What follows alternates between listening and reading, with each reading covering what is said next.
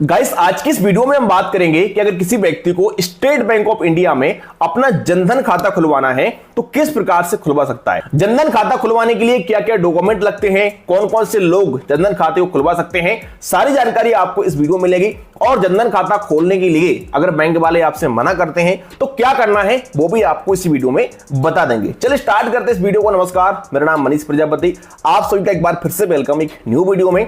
Channel पर अगर आप पहली बार आए हैं सब्सक्राइब कर देना, वीडियो पसंद आती है तो एक लाइक जरूर कर देना। तो गाइस, सबसे पहले हम बात करते हैं कि जनधन खाता कौन कौन से व्यक्ति ओपन करा सकते हैं। और यह खाता भारत का हर एक व्यक्ति ओपन करा सकता है। अगर आपको स्टेट बैंक में जनधन खाता खुलवाना है तो उसके लिए कुछ डॉक्यूमेंट की जरूरत पड़ेगी, जिसमें से सबसे पहला आता है आधार कार्ड।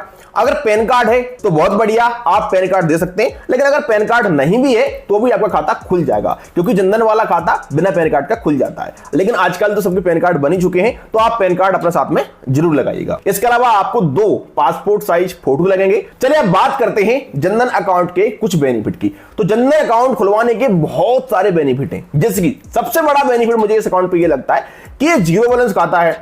आजकल आप किसी बैंक में अकाउंट खुलवाने जाएंगे तो वो आपसे बोलेंगे कि इस अकाउंट में आपको इतना रुपए मिनिमम एवरेज बैलेंस रखना पड़ेगा।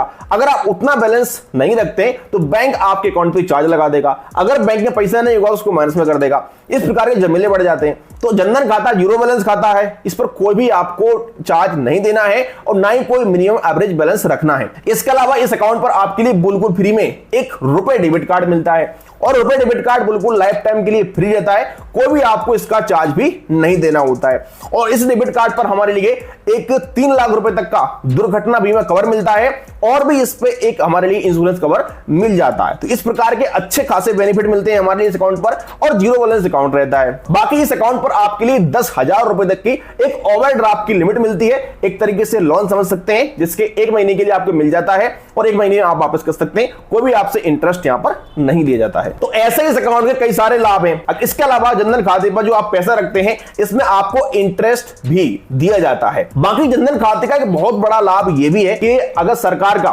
कोई योजना है और उसका पैसा आपके लिए मिलना है तो डीबीटी के माध्यम से आपका जो पैसा है सीधा आपके जनधन खाते में मिल जाता है। और जनधन खाते में गवर्नमेंट का पैसा अगर आना है तो बहुत जल्दी आ जाता है। तो इस प्रकार से जनधन खाता खुलवाने के कई सारे लाभ हैं। चलिए अब हम बात करते हैं कि अगर किसी व्यक्ति को जनधन खाता खुलवाना है तो किस प्रकार से अपना अकाउंट खुलवा सकता है स्टेट बैंक ऑफ इंडिया में। तो इसके लिए सबसे पहले तो आपको अपनी नजदीकी स्टेट बैंक की ब्रांच में जाना होगा।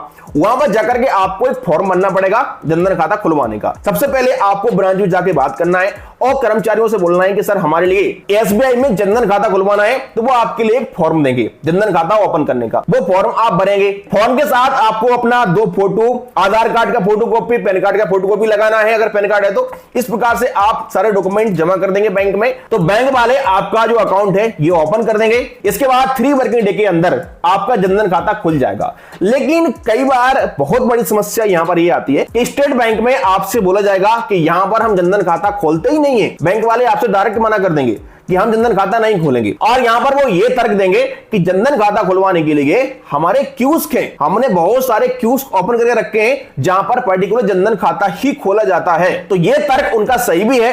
अगर आपका जो अकाउंट डायरेक्ट ब्रांच में खुल जाता है तो बहुत बढ़िया बात है। अगर नहीं खुलता है तो आपको अपने नजदीकी एसबीआई का क्यूस्क पता करना है। क्यूस्क यानी कस्टमर सर्विस पॉइंट, जिसे हम ग्राहक सेवा केंद्र बोलते हैं। आजकल बहुत सारे अलग अलग कंपनियों के साथ खोले जाते हैं। तो आप अपने नजदीकी ग्राहक सेवा केंद्र पर जाइए, सारे डॉक्यूमेंट ले जा करके, तो वो आपका खाता खोल देंगे। और जब भी कोई व्यक्ति अपना खाता किसी बैंक के क्यूस्क पर खुलवाता है तो उनका खाता अधिकांश केस में जनधन वाला खाता ही खोला जाता है। आप उनसे अगर बोलेंगे भी नहीं कि जनधन वाला खाता खोलना है, फिर भी वो आपका जनधन अकाउंट ही खोलेंगे, क्योंकि उनके पास जनधन अकाउंट खोलने की ही परमिशन रहती है। तो अगर आपका स्टेट बैंक की डायरेक्ट ब्रांच में जनधन अकाउंट नहीं खुल रहा है तो आप अपना अकाउंट डायरेक्ट किसी क्यूस्क पे खुलवा सकते हैं। वो अकाउंट आपका जनधन वाला अकाउंट खुल जाएगा। अगर किसी अदर बैंक में पहले से अकाउंट खुला हुआ है तो शायद अकाउंट खोलने में समस्या आ सकती है, लेकिन पहली बार अगर आप जनधन अकाउंट एसबीआई में खुलवाते हैं तो क्यूस्क के माध्यम से बड़ी आसानी से खुल जाएगा।